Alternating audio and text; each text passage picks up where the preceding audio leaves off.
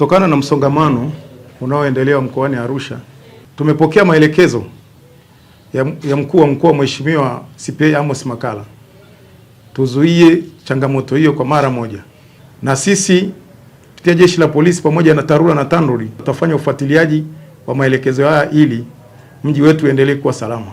Mabasi yote yaliyoanzisha stendi nje ya stendi kuu, hasa barabara ya Canal Middleton kutoka Mianzini kuja stendi kuu, barabara ya Father Babu ile ambayo inaanzia Seliani kuelekea kule Kilombero, tumeagiza stendi zote hizo ziondolewe mara moja kuanzia sasa hivi ili kuruhusu magari yaweze kupita smoothly.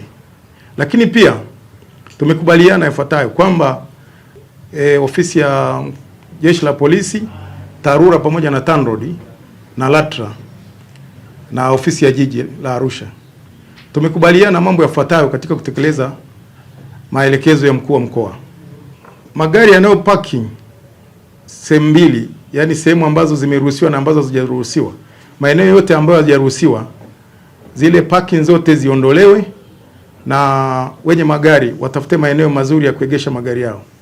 Kwamba maeneo ya stendi yanatakiwa kuwa stendi. Mfano wa zile nyumba zinazotumika barabara ya Canal Middleton na barabara ya Father Babu, kwamba nyumba za watu binafsi zimegeuzwa kuwa stendi, sio utaratibu kisheria.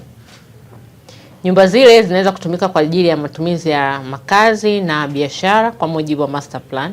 Hivyo na wasi wenye mabasi wapeleke mabasi yao stendi na wapeleke muda mfupi kama dakika 30 kabla ya safari zao kuanza. Kwa sasa serikali inajenga stendi kubwa kwa ajili ya mabasi makubwa na mabasi madogo pamoja na magari mengine katika eneo la Bondeni City, na inakaribia kuisha, muda si mrefu stendi ile itaanza kufanya kazi.